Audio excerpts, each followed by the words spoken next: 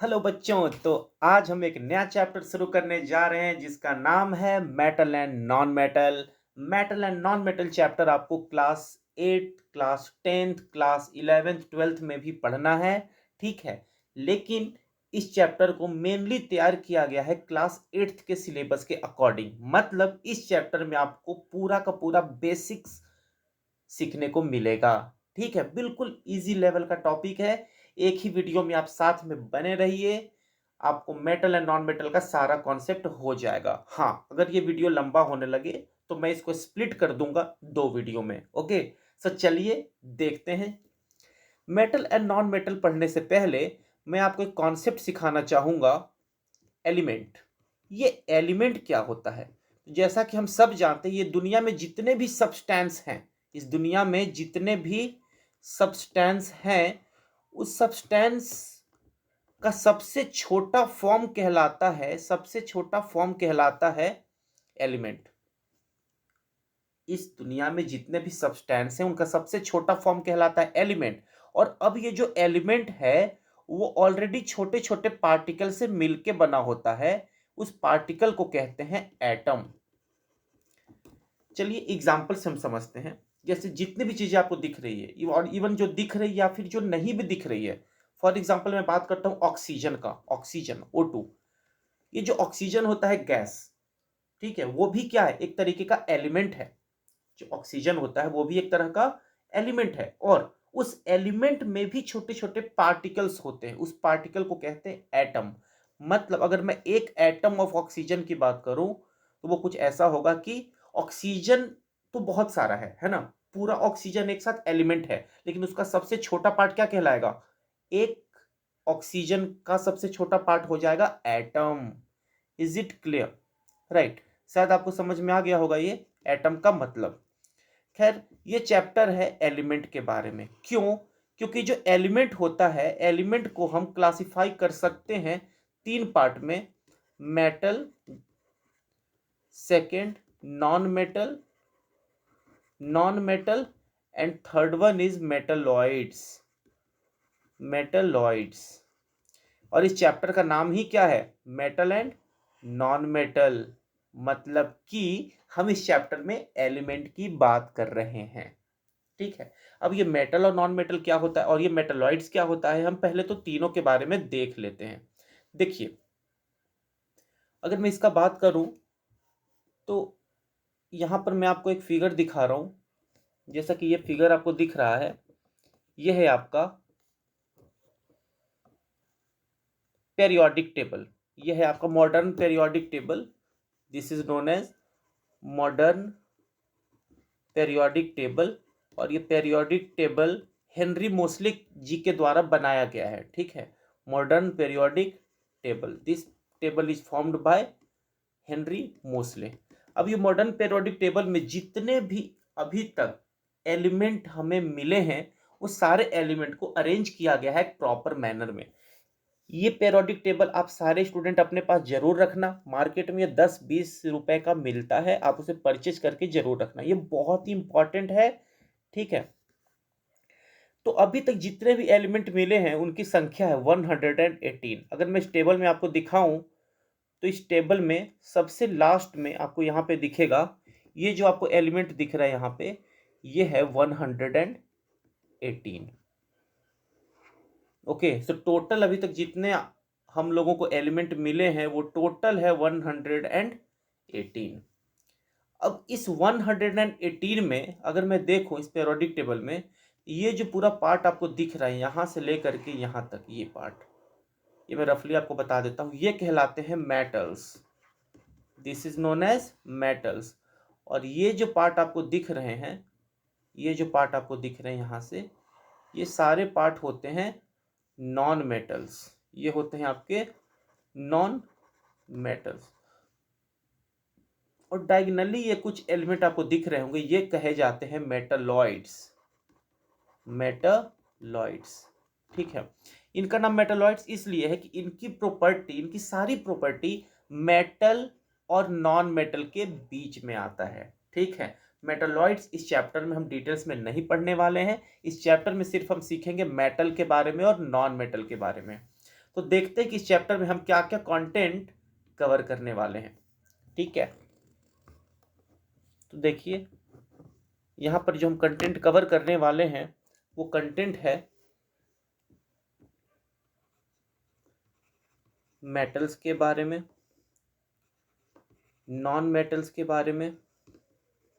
Metalloids मैंने बता ही दिया, इसके बारे में ज़्यादा कुछ नहीं पढ़ना है। मेटल एंड नॉन मेटल दोनों की फिजिकल प्रॉपर्टीज के बारे में, फिजिकल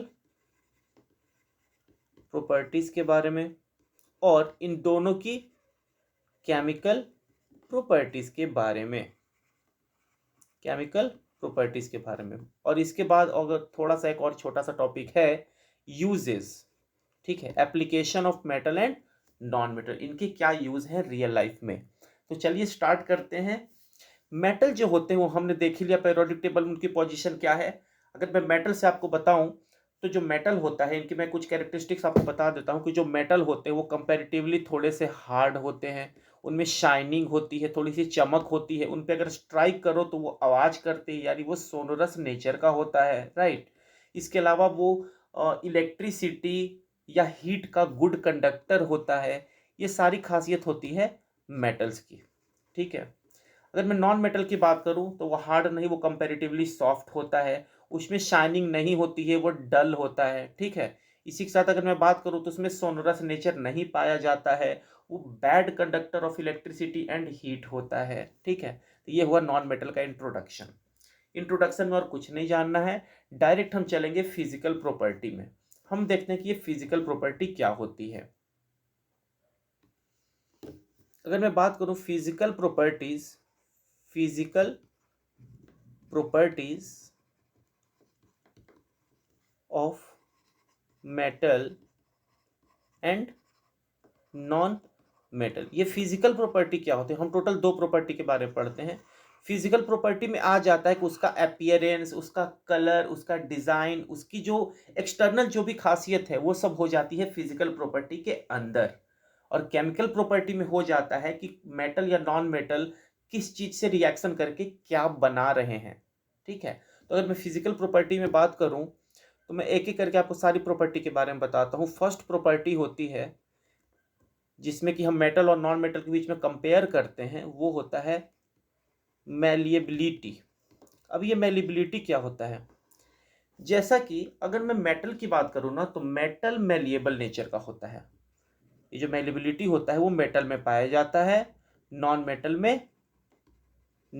में नहीं पाया जाता है। अब ये मैलिएबिलिटी होती क्या है, मैलिएबिलिटी का मतलब होता है अगर हम मेटल के ऊपर एक हैमर से स्ट्राइक करें, अगर हम किसी मेटल के ऊपर हैमर से स्ट्राइक करें तो स्ट्राइक करने के बाद हम उसको थिन शीट में कन्वर्ट कर सकते हैं, थिन शीट में हम कन्वर्ट कर सकते हैं। इस प्रॉपर्टी को बोलते हैं मैलिएबिलिटी। तो मेटल के अंदर मैलिएबिलिटी का नेचर पाया जाता है। अगर मैं बात करूं नॉन मेटल का तो नॉन मेटल मैलिएबल नेचर का नहीं होता है। अगर हम उस पे हैमर से अगर हम अटैक करते हैं नॉन मेटल के ऊपर तो इजिली वो टूट जाएगा, यानी कि जो नॉन मेटल होता है वो ब्रिटल नेचर का होता है, वो मैलिएबल नहीं होता है। अब मैं इसके बाद बात करूं सेकेंड पॉइंट की, तो जो सेकेंड प्रॉपर्टी होती है जो इसमें हम मेंशन करते हैं वो है डक्टिलिटी। डक्टिलिटी, अब ये डक्टिलिटी क्या होती है, चलिए हम बात करते हैं डक्टिलिटी के बारे में कि डक्टिलिटी होता क्या है। देखिए, डक्टिलिटी का मतलब होता है कि किसी भी मेटल को अगर हम डिफरेंट प्रोसेस से हम चाहें तो उनको पतले वायर के फॉर्म में कन्वर्ट कर सकते हैं, यानी उनको खींच करके हम पतली वायर में चेंज कर सकते हैं। इस प्रॉपर्टी को कहते हैं डक्टिलिटी। इसमें भी सेम मैलिएबिलिटी की तरह मेटल में डक्टिलिटी पाया जाता है, मेटल में डक्टिलिटी होता है, नॉन मेटल में डक्टिलिटी नहीं पाया जाता है। ठीक है, यानी कि नॉन मेटल डक्टाइल नेचर के नहीं होते हैं। अगर हम बात करें थर्ड प्रॉपर्टी की तो थर्ड प्रॉपर्टी होती है इसकी कंडक्टिविटी। कंडक्टिविटी, तो जैसा कि मैंने पहले इंट्रोडक्शन में भी बताया था कि जो मेटल्स होते हैं ना वो हीट और इलेक्ट्रिसिटी, हीट एंड इलेक्ट्रिसिटी, इन दोनों के ही क्या होते हैं, गुड कंडक्टर। इन दोनों के क्या होते हैं, गुड गुड कंडक्टर होते हैं, जबकि जबकि नॉन मेटल होते हैं वो गुड कंडक्टर नहीं होते। मतलब नॉन मेटल से ना तो हीट पास कर सकती है और ना तो इलेक्ट्रिसिटी पास कर सकती है, जबकि मेटल से दोनों ही इजीली फ्लो हो सकते हैं। अगर मैं कंडक्टिविटी की बात करूं, तो अगर मैं इलेक्ट्रिसिटी की अकॉर्डिंग मैं कंडक्टिविटी की बात करूं, इलेक्ट्रिकल कंडक्टिविटी की, तो सिल्वर सिल्वर की कंडक्टिविटी मैक्सिमम होती है, सबसे ज़्यादा सिल्वर की होती है। इसके कंपैरिजन में कॉपर, गोल्ड, गोल्ड नहीं, जैसे कि अगर मैं बात करूं कि हम अपनी इलेक्ट्रिसिटी में यूज करते हैं ना वायर, तो हम कॉपर का यूज करते हैं। कॉपर का यूज क्यों करते हैं, जबकि कॉपर से अच्छा कंडक्टर सिल्वर होता है। कारण एक ही है, सिल्वर बहुत कॉस्टली है। ठीक है। इसके अलावा आयरन हो सकता है, एल्यूमिनियम हो सकता है, हम चाहें तो हम गोल्ड का भी यूज कर सकते हैं, बट ऑब्वियसली वो महंगा है तो हम यूज करेंगे नहीं। तो अगर आपसे क्वेश्चन पूछा जाए कि सबसे बेस्ट कंडक्टर ऑफ इलेक्ट्रिसिटी, तो आपका आंसर होना चाहिए सिल्वर। सिल्वर सबसे अच्छा कंडक्टर होता है। इसके बाद अगर मैं बात करूं कि कुछ और मेटल्स की जो कंडक्टर होते हैं, तो एग्जांपल बहुत सारे हैं, कॉपर है, आयरन है, एल्यूमिनियम है, इन सब के बारे में। अगर मैं इसके बाद बात करूं नेक्स्ट प्रॉपर्टी की, तो नेक्स्ट प्रॉपर्टी होती है वेट लस्टर। फिफ्थ प्रॉपर्टी होती है लस्टर।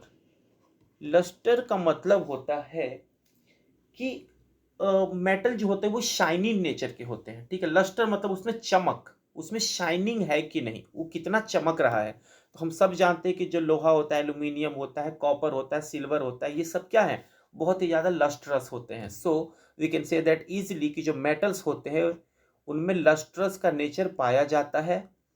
ठीक है। जबकि नॉन मेटल में लस्टर का नेचर नहीं पाया जाता है। ठीक है। तो ये तो हम देख ही लिए, लेकिन कुछ ऐसे एक्सेप्शंस हैं, जैसा कि केमिस्ट्री में आपको हमेशा ये एक्सेप्शन जानने को मिलेगा कि जो आयोडीन होता है, आयोडीन, मैं आयोडीन के आपको पोजीशन पेरियोडिक टेबल में दिखा देता हूं। ये है आपका आयोडीन वेट, ये मैं आपको यहां पर बना करके दिखा रहा हूं। ये है अपना आयोडीन।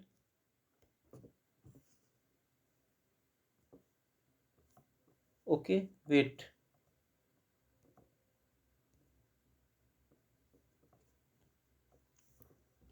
ये आपका आयोडीन है, यहाँ पर होता है। ये है फ्लोरीन, ये है क्लोरीन, ये है ब्रोमीन, और ये है आयोडीन। आयोडीन, इसका एटॉमिक नंबर होता है 53। ठीक है।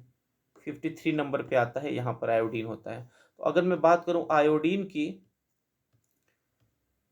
ठीक है, तो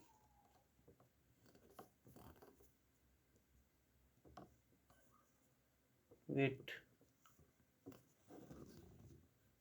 यस, अगर मैं बात करूं आयोडीन की, तो उसमें थोड़ी सी लस्ट्रस की प्रॉपर्टी पाई जाती है। हालांकि वो नॉन मेटल होता है, लेकिन ये शाइनिंग इसमें होती है।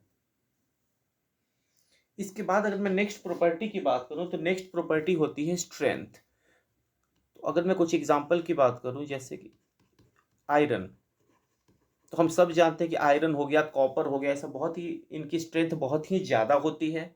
अब इनकी स्ट्रेंथ ज़्यादा होने से अगर हम चाहें तो इन पे बहुत सारा सामान हम इस पे लटका भी सकते हैं। ये बहुत सारे वेट को होल्ड करके भी रख सकते हैं। जितने भी हम देख रहे हैं इक्विपमेंट, जितने भी हार्ड हार्ड मशीनरी होती है, वो सब मेटल के बने होते हैं। क्यों? क्योंकि उनकी स्ट्रेंथ ज़्यादा होती है। स्ट्रेंथ को ही हम मेजर करते हैं टेंसाइल स्ट्रेंथ से, tensile strength. Okay, so metal की स्ट्रेंथ काफ़ी ज़्यादा होती है, नॉन मेटल कंपैरेटिवली उनकी स्ट्रेंथ काफ़ी कम होती है। इसके बाद जो हम नेक्स्ट प्रॉपर्टी की बात कर रहे हैं, वो प्रॉपर्टी है सोनोरस। सिक्स्थ पॉइंट था, अब आता है सेवेंथ पॉइंट, सोनोरस। सोनोरस का मतलब होता है कि अगर किसी सब्सटेंस के ऊपर हम स्ट्राइक कर रहे हैं तो उससे आवाज आए, उससे एक साउंड प्रोड्यूस हो, है ना। तो हम सब जानते हैं कि जो मेटल होता है, जैसे आप आयरन देख लो, एल्यूमिनियम देख सकते हैं, कॉपर, अगर हम इस पे स्पून से भी, चम्मच से भी अगर हम उस पर स्ट्राइक करते हैं तो वो टन टन ऐसी आवाज करती है, राइट। इसका मतलब मेटल के अंदर सोनरस की प्रॉपर्टी पाई जाती है, जबकि नॉन मेटल के अंदर सोनरस की प्रॉपर्टी नहीं पाई जाती है। तो ये सारी कैरेक्टरिस्टिक्स आपको समझ में आ गया होगा। ये सब फिजिकल प्रॉपर्टी है। कुछ और प्रॉपर्टी पे डिस्कस करते हैं, लाइक हार्डनेस।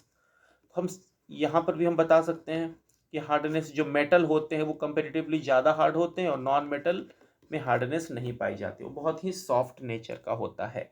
एग्जाम्पल है एल्यूमिनियम आपके सामने है, कॉपर है, सिल्वर है, ये सब बहुत ही ज़्यादा हार्ड होते हैं।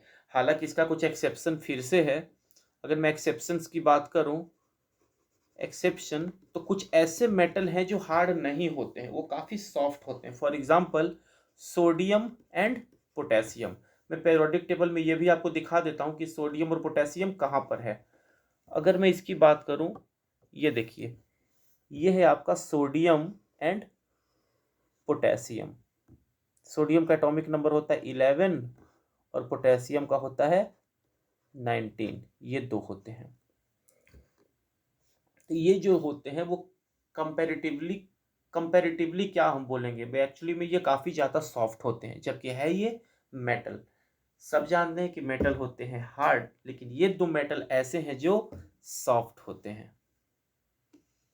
इसके बाद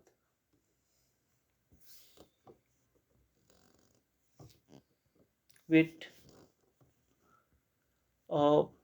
ये प्रॉपर्टी हमारी हार्डनेस हो गई। हार्डनेस के बाद हमारी जो प्रॉपर्टी बचती है वो बचती है, अगर मैं हार्डनेस की बात करूँ तो लगभग सारी प्रॉपर्टी हो जाती है। और आपको कुछ याद आ रहा हो तो आप मुझे बता सकते हैं। एक चीज़ और मुझे याद आ रहा है इसमें, जैसे कि मेटल होते हैं, तो मेटल कुछ होते हैं जो सॉफ्ट होते हैं, है ना, लेकिन कुछ ऐसे नॉन मेटल भी हैं जो हार्ड होते हैं। For example diamond. For example diamond, हम सब जानते हैं कि डायमंड होता है काफ़ी हार्ड, और डायमंड जो होता है वो कार्बन का एलोट्रॉप होता है, और carbon is a non metal, यानी नॉन मेटल भी हार्ड हो रहा है। ठीक है, तो कुछ नॉन मेटल हार्ड भी हो सकते हैं, ये एक्सेप्शंस हो सकता है। तो चलिए, यहाँ तक अपना फिजिकल प्रॉपर्टी कंप्लीट हुआ। इसके बाद हम पढ़ेंगे केमिकल प्रॉपर्टी।